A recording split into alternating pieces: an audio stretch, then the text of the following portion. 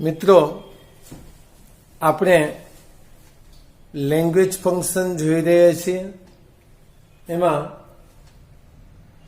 છે આપણે showing condition બતાવતા છે એ વર્ડ જે સબઓર્ડિનેટ કન્જક્શન તરીકે ઓળખાય છે એવા શબ્દોનો ઉપયોગ આપણે જોઈએ છીએ. સાથે બીજા બે વર્ડ પણ લીધા છે જેને સબઓર્ડિનેટ કન્જક્શન નથી કહેવાતું, પણ આપણે શોઈંગ કન્ડિશન છે એ બતાવે છે એટલા માટે સમજવા માટે એને લીધા છે. સબઓર્ડિનેટ કન્જક્શન બતાવતા વર્ડ્સ છે એ કોમ્પ્લેક્સ સેન્ટેન્સ બનાવતું હોય છે, જ્યારે બીજા જે વર્ડ્સ છે ઓર અને અધરવાઇઝ એ કોઓર્ડિનેટિંગ કન્જક્શન બતાવે છે અને એનાથી બનતું વાક્ય છે કમ્પાઉન્ડ સેન્ટેન્સ કહેવાય છે. સાથે એટલા માટે જ લીધા છે કે બંને શબ્દો મતલબ કે કન્ડિશન બતાવતા જે સબઓર્ડિનેટ કન્જક્શનના વર્ડ્સ છે એ ની સાથે આપણે ઓર અને અધરવાઇઝ એટલા માટે લીધા છે કે એ પણ કન્ડિશન બતાવે છે. તો અહીંયા આપણે ઉદાહરણ દ્વારા જોઈએ કે બે વાક્યને કઈ રીતે જોડાય, એટલે કે વાક્યને કન્જક્શન ઇફનો, અનલેસનો એ કઈ રીતે ઉપયોગ કરાય, ઓરનો, અધરવાઇઝનો ઉપયોગ કઈ રીતે કરાય, સાથે સાથે અધૂરું વાક્ય આપેલું હોય તો કઈ રીતે પૂરું કરવું એની પણ સમજ લઈએ. અને વધારામાં છે ટ્રાન્સફોર્મેશન, મતલબ કે ઇફ વાળું વાક્ય આપ્યું હોય તો આપણે ઓરમાં કે અધરવાઇઝમાં કેમ ફેરવવું, કે અનલેસમાં કેમ ફેરવવું, કે અનલેસના વાક્યને ઇફમાં કે એમાં કઈ રીતે ફેરવવું, આ બધી વાતોને આપણે અહીંયા સાથે લઈએ છીએ. તો first example, it rains well, the crop will be good. હવે અહીંયા બે જુદા જુદા વાક્યો આપેલા છે. આપણે બંને વાક્યો હકાર હોય ઇફનો ઉપયોગ એકદમ સરળ રહેશે, પણ એનો મતલબ એમ નથી કે આપણે એમાં અનલેસ ન વાપરી શકીએ કે ઓર પણ ન વાપરી શકીએ. તો જોઈએ ઇફ કઈ રીતે વાપરવું, અનલેસ કઈ રીતે વાપરવું, ઓર કઈ રીતે વાપરવું. સૌથી પહેલા ઇફને લેશું અને ઇફ કે અનલેસની બાજુમાં છે મોટે ભાગે સિમ્પલ પ્રેઝન્ટ ટેન્સનો ઉપયોગ થતો હોય છે. તો અહીંયા સિમ્પલ પ્રેઝન્ટ ટેન્સનું વાક્ય આપેલું છે એટલે એની સાથે એને જોડી દઈશું, ઇફ ઇટ રેન્સ વેલ. હવે જ્યારે ઇફ વાળું વાક્ય સિમ્પલ પ્રેઝન્ટ ટેન્સનું હોય ત્યારે એનું છે બીજું વાક્ય, જેને ગૌણ વાક્ય કહી શકીએ, તો એવું બીજું વાક્ય છે એ modal auxiliary shall, will, should, would, can, could વાળું હોય છે.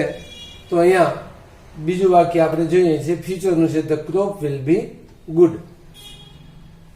હવે ઇફ વાળા વાક્યને અનલેસમાં ફેરવવું હોય તો અનલેસનો અર્થ છે મેં અહીંયા બતાવેલો છે કે ઇફ અને નોટ આ બે શબ્દો ભેગા થાય તો અનલેસ કહેવાય.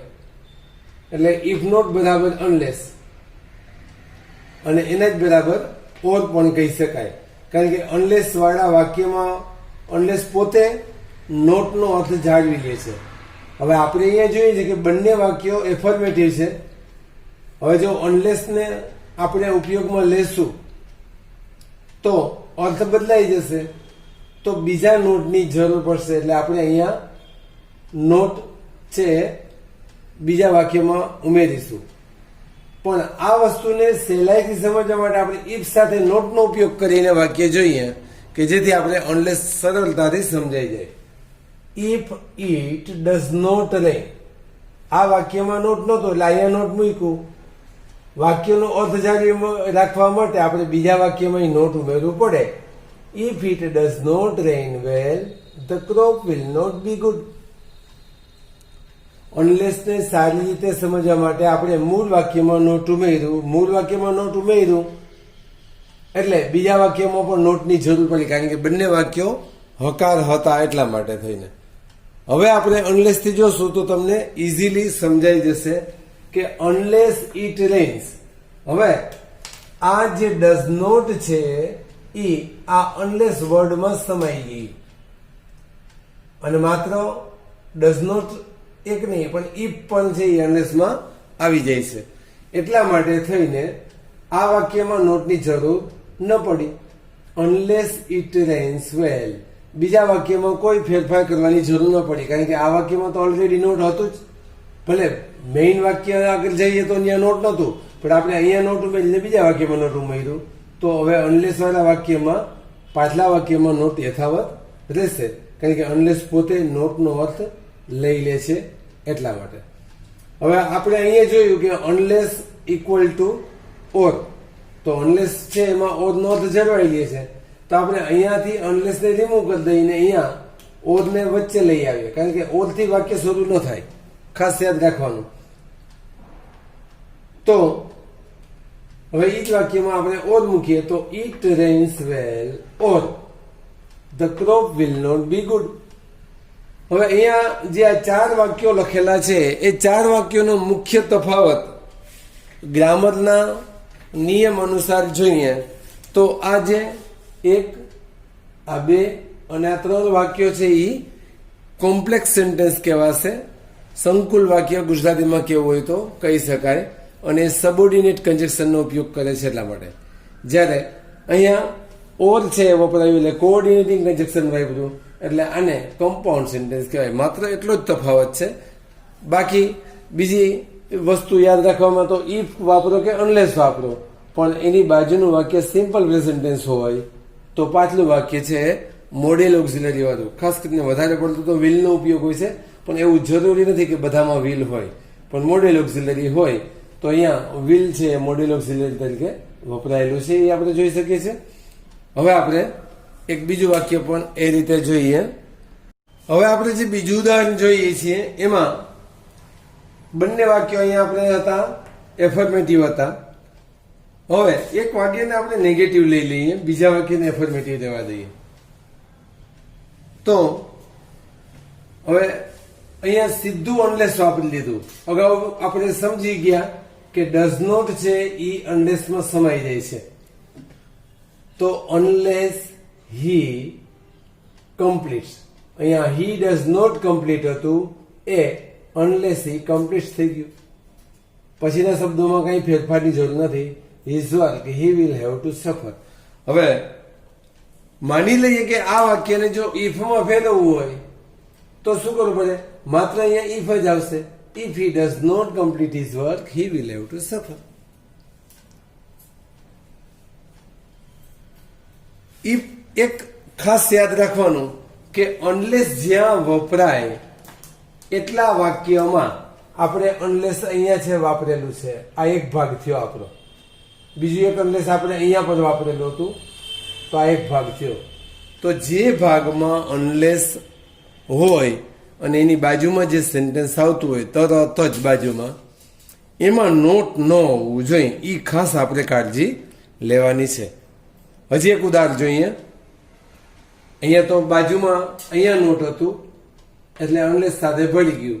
હવે એક બીજું ઉદાહરણ બીજા વાક્યમાં નોટ લઈ he comes in time I will not punish હિમ.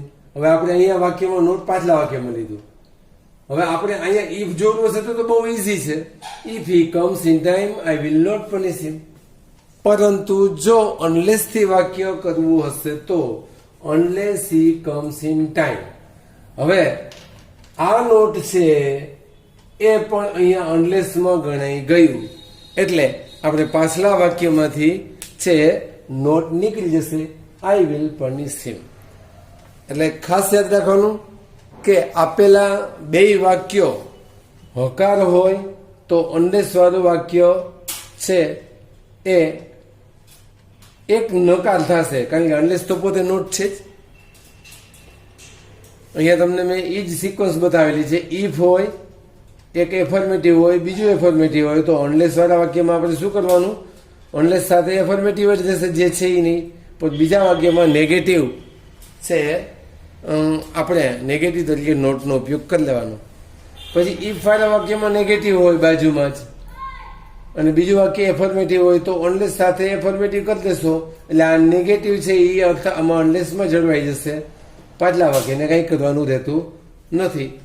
અને ઇફ વાળા બંને વાક્યો જો નેગેટિવ હોય, આપણે અહીંયા આ વાક્ય જે કરેલું હતું સમજવા માટે કે આ વાક્યની અંદર ઇફ ઇટ ડઝ નોટ, અહીંયા નેગેટિવ હતું અને અહીંયા પણ નેગેટિવ હતું.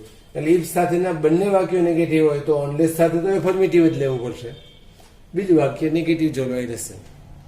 આ વસ્તુ ખાસ યાદ રાખવાની. બીજી એક વસ્તુ પણ અહીંયા તમને સમજવા માટે આપેલી છે. ઇફ નો ઓપોઝિટ વર્ડ છે અનલેસ, અને એટલા જ માટે આ નેગેટિવ એફર્મેટિવના સિક્વન્સ આપણે જાળવવા પડે છે. અને અનલેસ કયો તો કે ઓર કયો બંને એના છે ઓપોઝિટ વર્ડ છે. પણ જો એને ઇક્વલ કરવા હોય તો ઇફ સાથે નોટ લ્યો તો એ અનલેસ એનું ઇક્વલ ટુ થઈ ગયું ને એનું ઇક્વલ ટુ ઓર થઈ ગયું. બીજી વસ્તુ અહીંયા લખ્યા વગરની રાખી છે કે ઓર લખીએ કે અધરવાઇઝ લખીએ વાક્યમાં કોઈ તફાવત રહેતો નથી. અહીંયા વાક્યો પ્રેઝન્ટ ટેન્સના હતા એટલે અહીંયા વિલ છે, કેન છે, સેલ છે, શુડ છે, મસ્ટ છે એનો ઉપયોગ થાય. માની લો કે અહીંયા ઇટ રેઇન્ડ વેલ કરેલું હોત તો અહીંયા વિલનું આપણે વુડ કરવું પડત. કારણ કે છે જ્યારે પાસ્ટ ટેન્સનું વાક્ય હોય ઇફ સાથે અનલેસ સાથે તો આપણે ખાસ એ રાખવાનો કે પાછળનું જે વાક્ય હોય, ગૌણ વાક્ય હોય એની સાથે આપણે શક્ય હોય એટલું છે પાસ્ટ ટેન્સ ફોર્મ વાપરવાનું ઓક્ઝિલરીનું. એટલે કેનનું કુડ, વિલનું વુડ, એ છે મેનું માઇટ, આ પાસ્ટ ટેન્સ ફોર્મ છે એનો ઉપયોગ કરવાનો જે છે. હજુ આપણે આગળના બીજા ઉદાહરણો જોઈએ. આઈ હેડ નોટ લર્ન્ટ વેલ, હું બરાબર શીખ્યો ન હતો. I would have got the first rank, મેં પ્રથમ રેન્ક મેળવ્યો હોત. હવે આ વાક્ય દ્વારા છે બોલનાર વ્યક્તિ એનો અફસોસ વ્યક્ત કરે છે. એટલે અહીંયા હેડ અને વુડ હેવ ગોટ પૂર્ણ સહાયકારી પરફેક્ટ ઓક્ઝિલરીનો ઉપયોગ કરેલો છે. હવે એને ઇફ સાથે જોડીએ તો if I had learnt well I would have got the first rank. હવે અહીંયા જે નોટ છે એ નોટ આપણે જ્યારે વાક્ય જોડીશું ત્યારે એની જરૂર રહેતી નથી. કારણ કે અહીંયા તો એ પોતાનું બયાન કરે છે. હવે આપણે છે આ વાક્ય સંભાવના બતાવી દી, જો મેં મહેનત કરી હોત તો. ન કરી હોત તો વાત જુદી છે. અહીં તો એને કબૂલી દીધું કે નથી કરી, પણ કરી હોત તો. હવે આને આ રચનાને બીજી રીતે પણ લખી શકાય છે. ખાસ ધ્યાન રાખજો મિત્રો,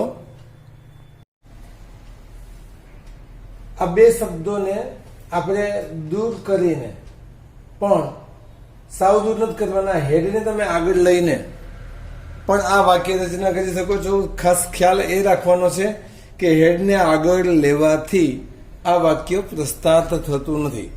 જો માત્ર સિમ્પલ સેન્ટેન્સ હોય તો જ હેડ આગળ લઈએ તો પ્રસ્તાત થાય. અહીંયા તો આપણે આગળ આપેલું વાક્ય છે એ સિમ્પલ નથી, કોમ્પ્લેક્સ છે. એટલે બીજા કોઈ જાતના સબોર્ડિનેટ કન્જક્શન વાપર્યા વગર આ વિશિષ્ટ રચના થાય છે. હેડને તમે આગળ લઈ લો, પછી તો બાકીનું વાક્ય જે રીતે હોય એ રીતે તમે લખી શકો છો. અને એ પણ ઇફ હેડ નો જ અર્થ બતાવે છે. વધુમાં વધુ ઇફ હેડના જ વાક્યો બનતા હોય છે, પણ ક્યારેક જરૂર પડે તો તમે અનલેસ વાળું વાક્ય પણ વાપરી શકો છો. એનું પણ ઉદાહરણ I had been early, I would not have miss the event. તો જેમ અહીંયા વાત કરી કે અહીંયા નોટ છે એવી રીતે અહીંયા પાછલા વાક્યમાં નોટ છે. અને ઇફ નો વિરોધી અનલેસ છે એ આપણે જોઈ ગયા. તો આ નોટ છે એ અનલેસમાં સમાઈ જાય છે. તો unless I had been early I would have miss the event. હવે સી નીડ્સ ઇનફ ટાઈમ, બીજા એક બે શબ્દો છે એને જોઈ લઈએ. She will perform well, she will perform well provided that she needs time. મતલબ કે એને જેટલા સમયની જરૂર છે એટલા સમયને જો પ્રોવાઈડ કરવામાં આવે તો she will perform well. Assuming that નો ઉપયોગ કરીને આપણે બીજું એક ઉદાહરણ જોઈએ. He had entered there. He thought it was his duty place. એને વિચાર્યું કે એનું છે ડ્યુટી પ્લેસ હોઈ શકે. તો assuming that it was his duty place, he had entered. there ને અહીંયા જરૂર નથી કારણ કે ડ્યુટી પ્લેસ ની વાત આવી ગઈ આગળ એટલે. અને he gets enough facility. He will perform well. He will perform well only if he gets enough facility. કારણ કે enough facility ન મળે તો કદાચ પરફોર્મિંગ વેલ ન પણ હોઈ શકે. તો મિત્રો અહીંયા લેંગ્વેજ ફંક્શન અંતર્ગત જે કન્ડિશનલ વર્ડ્સ હતા એનો આપણે અભ્યાસ કર્યો અને મોટાભાગના ઇફથી માંડીને અહીંયા હેડ સુધીના વાક્યો છે એ સબોર્ડિનેટ કન્જક્શન ના અર્થમાં વપરાય છે, કોમ્પ્લેક્સ સેન્ટેન્સ બનાવે છે અને કોમ્પ્લેક્સ સેન્ટેન્સ હોય એટલે બે વાક્યો બનતા હોય છે. જ્યારે ઓર અને અધરવાઇઝ છે એ કોઓર્ડિનેટિંગ કન્જક્શન છે અને એટલા માટે કમ્પાઉન્ડ સેન્ટેન્સ બનાવે છે. પણ ઓર અને અધરવાઇઝ પણ છે એ કન્ડિશન બતાવે છે એટલા માટે આપણે એનો અહીંયા સાથે અભ્યાસ કરેલો છે.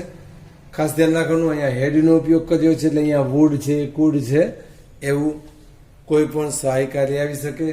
અને પૂર્ણ સહાયકારીના અર્થમાં વાત કરીએ એટલે વુડ, કુડ જે કાંઈ પણ વાપરીએ અહીંયા હેવનો જ ઉપયોગ આવશે. હેઝ કે હેડ ક્યારેય નહીં આવે. અને હેવ આવે પછી આપણે પાસ્ટ પાર્ટિસિપલ એટલે ભૂતકૃદંતની જ જરૂર રહેશે. એટલે હેડની રચના કરીએ કે ઇફ હેડની રચના કરીએ કે અનલેસ હેડની રચના કરીએ બધી એક સમાન રચનાઓ છે. આટલું ખાસ ધ્યાન રાખવાનું છે. Thank you.